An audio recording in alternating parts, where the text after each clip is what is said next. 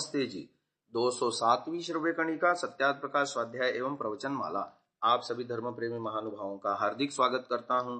7वें समुल्लास में ईश्वर एवं वेद विषय की चर्चा है, जिसके अंतर्गत हम चर्चा कर रहे थे कि ईश्वर निराकार है व साकार। इसमें हमने एक गत श्रव्य कणिका में एक समस्या उत्पन्न कर दी थी प्रमाणों को लेकर के, वैदिक प्रमाणों में, कि ईश्वर के सहस्त्र शीर्षा पुरुष, सहस्राक्ष, सहस्त्रपाद, इस तरह से ईश्वर के हजारों सिर हैं, हजारों पैर हैं, वगैरह वगैरह। तो इन मंत्रों के माध्यम से यह सिद्ध होता है कि अनेकशः ईश्वर के शरीर के अंगों का वर्णन होने से वह साकार हो गया। और अथर्ववेद की हमने चर्चा करी थी कि ब्रह्म के विराट स्वरूप का वर्णन बताया गया है कि जहां मंत्र हैं यस्य भूमि प्रमांतरिक्षमुतोदरम दिवम यश्चक्रे मूर्धानम तस्मै ज्येष्ठाय ब्रह्मणे नमः।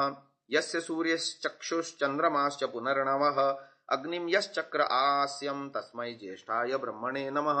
यस्य वातः प्राणापानौ चक्षुरंगिरसो भवन् दिशो यश्चक्रे प्रज्ञानीस्तस्मै ज्येष्ठाय ब्रह्मणे नमः।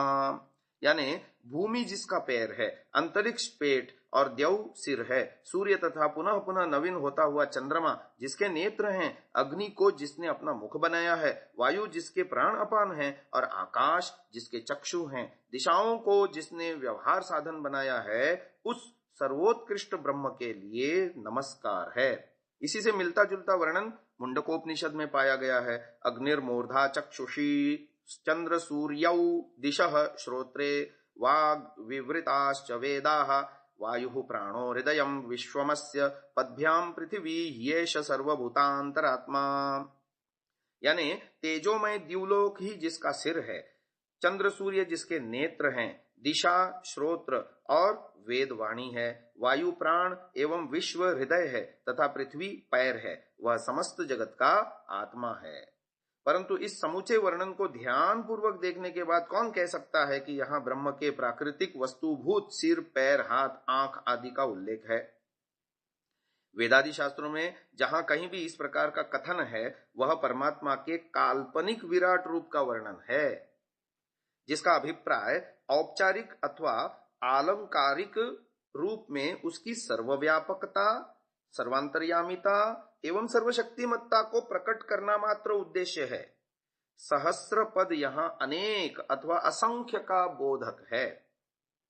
उसके सहस्र सिर, पैर, आंख आदि का कथन उसकी अनंत शक्ति का द्योतक है। प्रकृति अथवा समस्त प्राकृतिक जगत की उसके शरीर के रूप में कल्पना करना सर्वथा औपचारिक है। इससे परमात्मा का शरीरी होना सिद्ध नहीं होता। अब आगे चर्चा आ रही है सत्यार्थ प्रकाश में ईश्वर के सर्वशक्तिमान होने के संदर्भ में।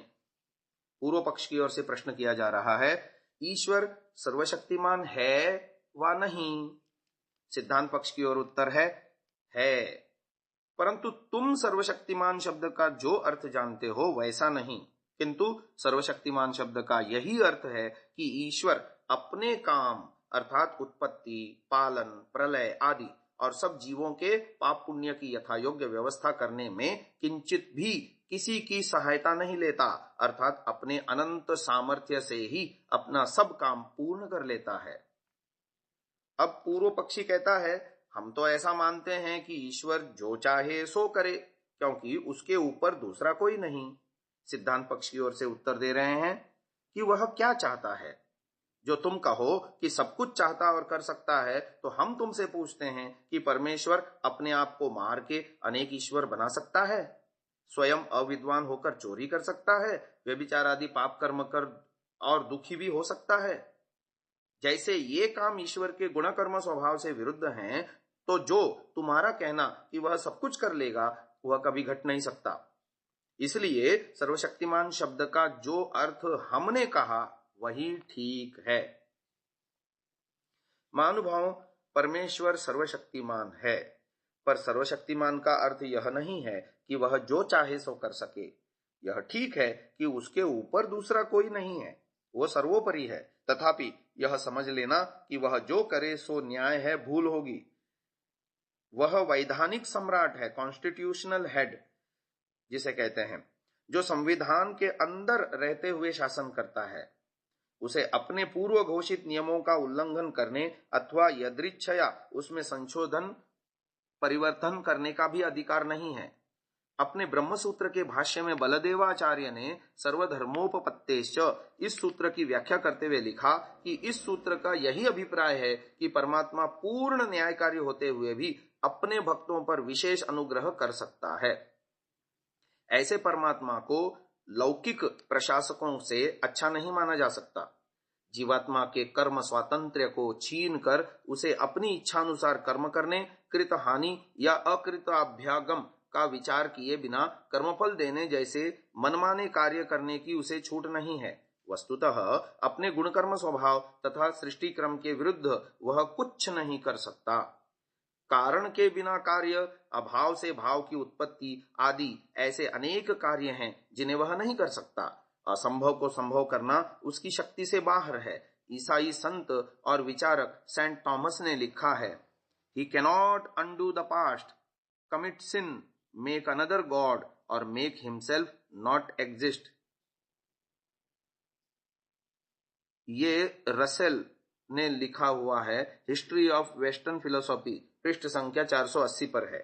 अर्थात परमेश्वर भूतकाल को नष्ट नहीं कर सकता, न स्वयं पाप में प्रवृत्त हो सकता, न पाप कर सकता और न अपने आप को मारकर दूसरा ईश्वर बना सकता। प्लेटो का कथन है, well but can you imagine God will be willing to lie whether in words or deeds or to put forth a phantom of himself. See Plato Republic in 5 great dialogues translated by B Jowett, page number 285। अर्थात परमात्मा मिथ्याचरण नहीं कर सकता, न कथन में न व्यवहार में, न वह अपनी जगह कोई नकली भगवान अपनी छाया रूप में बना सकता है। 16वीं शताब्दी में ईसाईयत के सुधारवादी आंदोलन के प्रवर्तक मार्टिन लूथर के शिष्य इंग्लैंड के पादरी एंसलम ने पूछा था, can God restore virginity to a prostitute?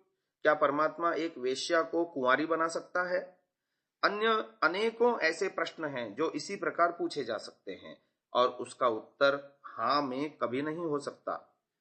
Can God produce a stone which be cannot lift or can he construct a triangle whose any two sides together should be shorter than the third?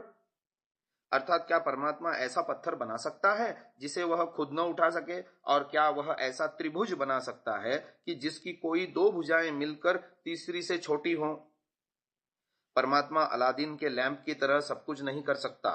न वह जादूगर बनकर सूर्य को जहां चाहे रोक सकता है और न बंदूक की गोली के चलने के बाद बीच में उसे रोक देने जैसे तमाशे कर सकता है।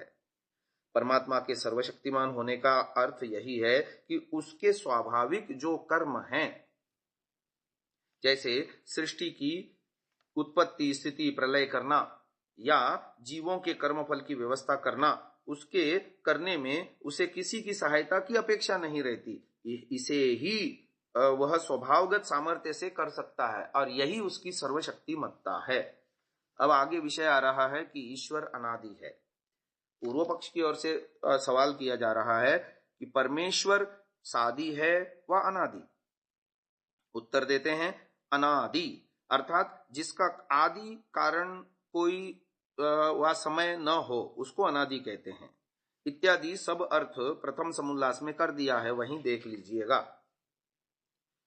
अब प्रश्न पूछते हैं कि परमेश्वर क्या चाहता है। इसका उत्तर दिया जा रहा है, परमेश्वर सबकी भलाई चाहता है, परंतु स्वतंत्रता के साथ किसी को बिना पाप किए पराधीन नहीं करता। परमेश्वर अनादि अनुत्पन्न है क्योंकि वह नित्य है। जो अनादि है वह अनिवार्यतः अनंत भी है, और जो अनादि अनंत है वह नित्य है। नित्य होने से वह अपनी सत्ता के लिए किसी कारण की अपेक्षा नहीं रखता। यह वैशेषिक दर्शन में आया, सदकारण वन्नित्यम। अब आगे की चर्चा बड़ी रोचक आ रही है। ईश्वर स्तुति, प्रार्थना, उपासना और उसके फल आदि के विषय में चर्चा आ रही है, जो हम अगली श्रव्य कणिका में आपके समक्ष रखेंगे। आज के लिए इतना ही। ओम।